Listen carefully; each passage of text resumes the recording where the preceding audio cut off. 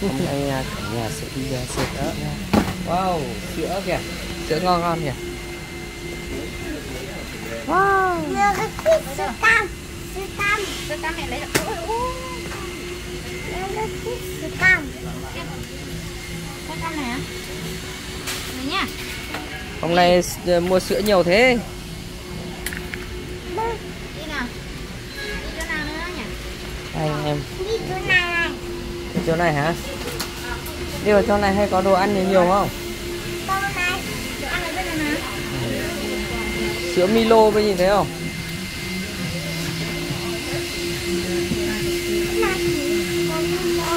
Mì tôm, mua một ít mì tôm buổi sáng ăn.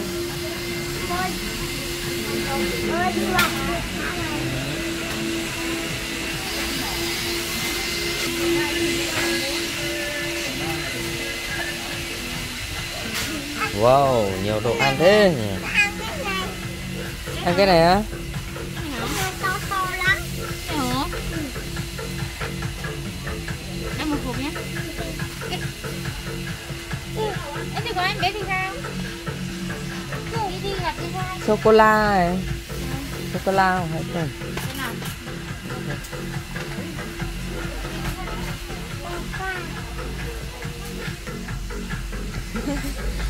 Hello, xin chào các bạn. Xin chào các bạn chưa ạ? Có phải là các bạn? Không phải các bạn hả? Cháu cho anh mua cái kẹo anh Có nhớ đâu.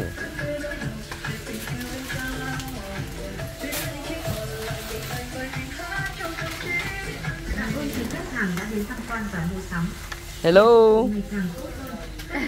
Hello.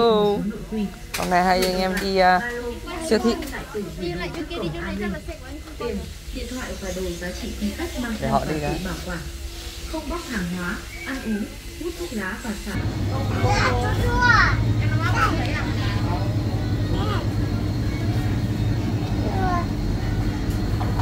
Mua được nhiều chưa?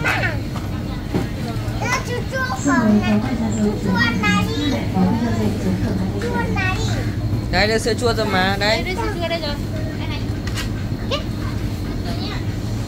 Sữa của em bé đây, sữa của đây. Wow. Sữa chua nhiều chưa? Đó, sữa chua nhiều thế.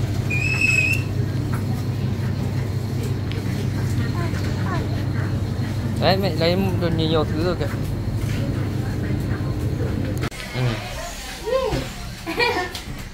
Hello. Hello, chào các bạn nào. Hello. Hôm nay hai anh em đi siêu thị nhá. Đấy, mua được nhiều đồ, nhiều đồ này.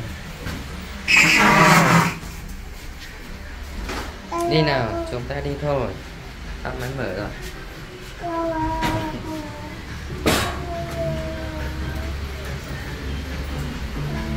Đó. Bây giờ đi xem gì? Biết xem gì đâu. Ui giời, nhiều đồ. Mua cái này á? Con này là con gì đây? Con này là con bò chưa mua đâu. Không mua đâu. Con lợn con gì nuôi thì mua. Đi thôi. Đồ chơi nhiều này. Lấy cái này cho con nhá. Wow, đẹp thế. Wow, này con mua được cái gì đấy? Đưa tao chơi. Con được đồ chơi, con được đồ ăn nhiều. Ok. Em bơi được cái quả bóng. Em bơi được quả bóng. Bơi được quả bóng, các anh bơi được đồ chơi siêu nhân đúng không?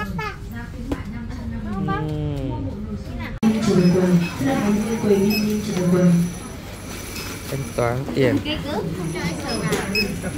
Đấy.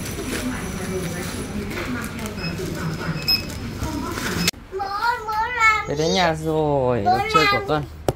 Ok, bấm mở xem nó có cái gì nhá. Con có thích không? Có. Con ngồi đây. Mở ở đâu nhá? Ở đây. Mở ở đây này.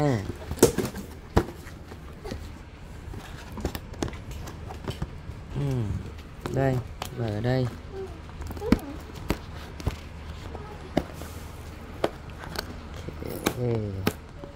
Sắp mở được rồi.